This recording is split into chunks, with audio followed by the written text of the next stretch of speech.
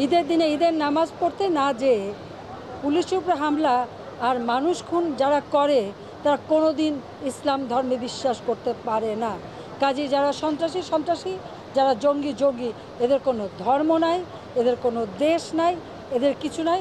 জঙ্গি আর সন্ত্রাসী হিসেবেই এরা দেশের মানুষের কাছে, জাতির কাছে, আন্তর্জাতিক পর্যায়ে সব থেকে ঘৃণিত বস্তু। এদের ঠাঁই যার নামে হবে এরা কোনোদিন বেস্ট পাবে না। এটা কোরআন শরীফের বিধান। অভিভাবক থেকে সবার এই আহ্বান থাকবে যে আপনারা তথ্য দেন, সাথে সাথে আপনারা আহ্বান জানান। এই আহ্বান জানানোর সমস্ত ব্যবস্থাও আমরা করে দেবো। ইতিমধ্যে আমরা কিছু পদক্ষেপ নিয়েছি।